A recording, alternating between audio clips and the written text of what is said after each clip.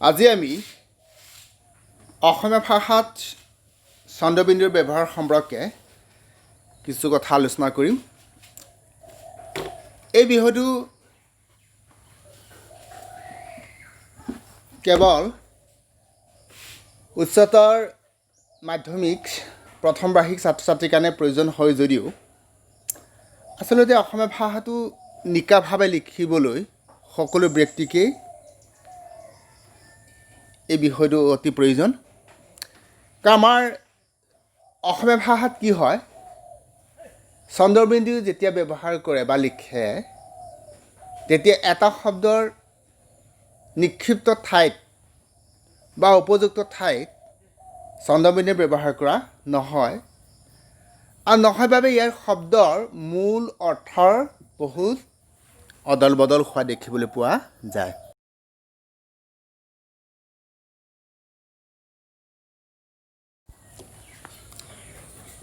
এতিয়া আমি মূল বিষয়লৈ আহোঁ।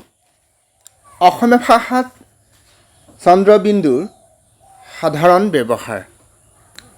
ক, যিবিলাক শব্দ মূল সংস্কৃত ভাষাত নাসিক্য বৰ্ণৰ ব্যৱহাৰ আছিল আৰু সময়ৰ গতিত সেই শব্দত ব্যৱহৃত নাসিক্য বৰ্ণ নাইকিয়া হ'লে বা ব্যৱহৃত নহ'লে অসমীয়া ভাষাত স্বৰবৰ্ণৰ ওপৰত চন্দ্ৰবিন্দুৰ ব্যৱহাৰ কৰা হয়। আকৌ এবাৰ মই কৈ দিছোঁ, যিবিলাক শব্দ মূল সংস্কৃত ভাষাত নাসিক্য বৰ্ণৰ ব্যৱহাৰ আছিল আৰু সময়ৰ গতিত সেই শব্দত ব্যৱহৃত নাসিক্য বৰ্ণ নাইকিয়া হ'লে বা ব্যৱহৃত নহ'লে অসমীয়া ভাষাত স্বৰবৰ্ণৰ ওপৰত চন্দ্ৰবিন্দুৰ ব্যৱহাৰ কৰা হয়।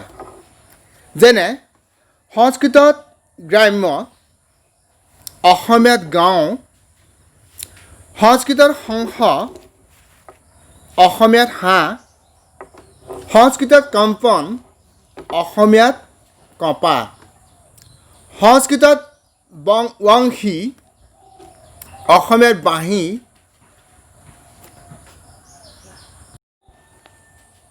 সংস্কৃতত কাংচকাৰ, অসমীয়াত কঁহাৰ, সংস্কৃতত কন্তকী, অসমীয়াত কঁঠাল।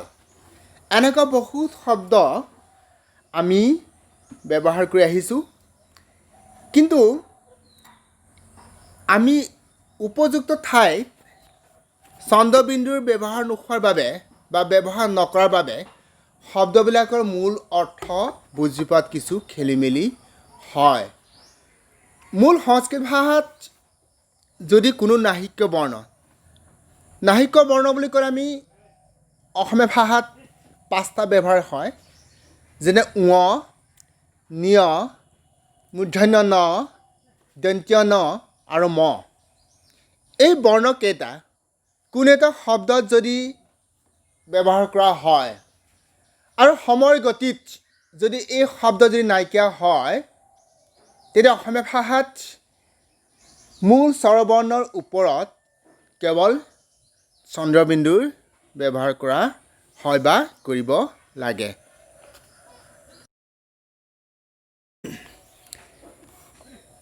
এতিয়া আহিছোঁ খলৈ। অসমীয়া ভাষাত যিবিলাক শব্দত নাসিক্য বৰ্ণৰ ব্যৱহাৰ কৰা হয় তেনে শব্দত কেতিয়াও চন্দ্ৰবিন্দুৰ ব্যৱহাৰ কৰিব নালাগে। যেনে নাও, ভাওনা, ভূঞা, নেও, নেওতা, নকৰো, জনালো ইত্যাদি। যিহেতু এই শব্দবিলাকত একোটা আমি নাসিক্য বৰ্ণৰ ব্যৱহাৰ হোৱা দেখিবলৈ পাইছোঁ। যেনে নাৱত দন্ত্য ন আছে, ভাওনাত দন্ত্য ন, ভূঞাত ঞ, নেওগত দন্ত্য ন, নেওতাত দন্ত্য ন, নকৰোত দন্ত্য ন আৰু জনালোত দন্ত্য ন আছে। গতিকে এটা শব্দত বা একোটা শব্দত যদি নাসিক্য বৰ্ণ থাকে তেনে শব্দবিলাকত কোনো কাৰণতে চন্দ্ৰবিন্দু ব্যৱহাৰ কৰিব নালাগে। নাও ওৰ ওপৰত বহুতে চন্দ্ৰবিন্দু দিয়ে, ভাওনাত দিয়ে, ভূঞাত বহুতে দিয়ে চন্দ্ৰবিন্দু, নেওগটো দিয়ে। গতিকে এনেবোৰ বা এনেদৰে ব্যৱহাৰ কৰাটো ভুল বা লিখাটো ভুল। এতিয়া আহিছোঁ আমি গলৈ। প্ৰথম পুৰুষত একবচন বা বহুবচনত নিজে কৰা কামৰ ক্ষেত্ৰত একোটা ক্ৰিয়াত ওৰ ওপৰত সদায় চন্দ্ৰবিন্দু ব্যৱহাৰ কৰিব লাগে। আকৌ এবাৰ মই কৈ দিছোঁ, প্ৰথম পুৰুষত একবচন বা বহুবচনত নিজে কৰা কামৰ ক্ষেত্ৰত একোটা ক্ৰিয়াত ওৰ ওপৰত সদায় চন্দ্ৰবিন্দুৰ ব্যৱহাৰ কৰিব লাগে। যেনে প্ৰথম পুৰুষ একবচনত মই গান গাওঁ। গাঁৱত সদায় ওৰ ওপৰত চন্দ্ৰবিন্দু হ'ব, যিহেতু গাওঁ শব্দটো একোটা ক্ৰিয়া হয়। প্ৰথম পুৰুষ বহুবচনত আমি গান গাওঁ, ওৰ ওপৰত চন্দ্ৰবিন্দু হ'ব লাগে।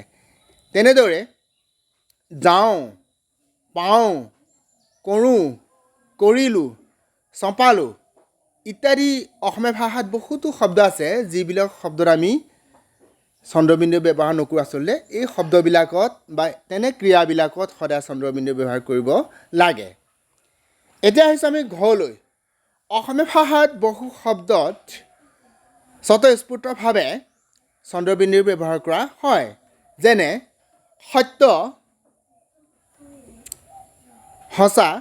মূল শব্দটো হৈছে সত্য, ইয়াত কোনো নাহিক্য বৰ্ণ নাই, কিন্তু অসমীয়া ভাষাত সঁচা শব্দটো লিখিবলৈ আমি সদায় দন্তীয় শৰ ওপৰত চন্দ্ৰবিন্দু ব্যৱহাৰ কৰা হয়। ঘোটক, এই শব্দৰ পৰা ঘোঁৰা শব্দটোৰ সৃষ্টি হৈছে। ঘোঁৰা শব্দটো সদায় আমি ওপৰত চন্দ্ৰবিন্দু ব্যৱহাৰ কৰা হৈছে। পেচক শব্দৰ পৰা আমি ফেঁচা শব্দটোৰ সৃষ্টি হৈছে। গতিকে এই শব্দত আমি ফেঁচাত সদায় আমি চন্দ্ৰবিন্দু ব্যৱহাৰ কৰা হৈছে। এই শব্দবিলাক আমি যদি পৰ্যবেক্ষণ কৰি চাওঁ, তেনেহ'লে সত্য শব্দত কোনো নাহিক্য বৰ্ণ ব্যৱহাৰ নাছিলে, ঘোটক শব্দটোত কোনো নাহিক্য বৰ্ণ নাছিলে, আৰু পেচক শব্দটো কোনো নাহিক্য বৰ্ণ ব্যৱহৃত হোৱা নাছিলে। কিন্তু তেনে শব্দবিলাকত স্বতঃস্ফূৰ্তভাৱে অসমীয়া ভাষাত আমি চন্দ্ৰবিন্দু ব্যৱহাৰ কৰি আহিছোঁ। এতিয়া আহিছোঁ শেষলৈ। ঙ, মৰ পৰা হোৱা ৱ শ্ৰুতি বা ৱ ৰূপে লিখা শব্দবোৰৰ আগত স্বৰবৰ্ণতহে চন্দ্ৰবিন্দু দিব লাগে, ৱৰ ওপৰত নহয়। গতিকে আমাৰ তেনেকুৱা বহুত অসমীয়া ভাষাত শব্দ আছে। গতিকে এই শব্দবিলাকত আমি লিখোঁতে বহুত ভুল কৰোঁ, যিহেতু আমাৰ যেতিয়া মূল শব্দটো আমি কোনো নাহিক্য বৰ্ণ ব্যৱহাৰ কৰা হয় বা হৈছিলে, সেই শব্দ যদি কালৰ সোঁতত সলনি হয় বা পৰিৱৰ্তন হয়, তেতিয়া অসমীয়া ভাষাত তাক আমি লিখিবলৈ যাওঁতে সদায় আমি ৱৰ ওপৰত কেতিয়াও চন্দ্ৰবিন্দু ব্যৱহাৰ কৰিব নালাগে। যেনে আমি কোঁৱৰ, কুঁৱলী, ধুঁৱলী, ধুঁৱৰী, আৱৰীয়া, গাঁৱলীয়া ইত্যাদি। গতিকে এই শব্দবিলাকত আমি চন্দ্ৰবিন্দু ব্যৱহাৰ কৰোঁতে কেৱল আমি স্বৰবৰ্ণৰ ওপৰতহে, কোঁৱৰ বুলি কওঁতে আমি ইয়াত কৰ লগত ও এটা যুক্ত ৰূপ হৈ আছে। গতিকে এই স্বৰবৰ্ণৰ ওপৰতহে আমি চন্দ্ৰবিন্দু ব্যৱহাৰ কৰিব লাগে। কুঁৱলী বুলি কওঁতে আমি কত হস্ৰকাৰ এটা যুক্ত হৈ আছে। গতিকে এই স্বৰবৰ্ণৰ ওপৰত যুক্ত হৈ থকাৰ কাৰণে সেই স্বৰবৰ্ণৰ ওপৰত আমি চন্দ্ৰবিন্দু ব্যৱহাৰ কৰিব লাগে। আজিলৈ আমি ইমানতেই এই বিষয়টো আমি এৰিছোঁ। প্ৰথমবাহী ছাত্ৰ ছাত্ৰীৰ কাৰণে আমি পৰৱৰ্তী সময়ত ৱ আৰু অন্তঃস্থ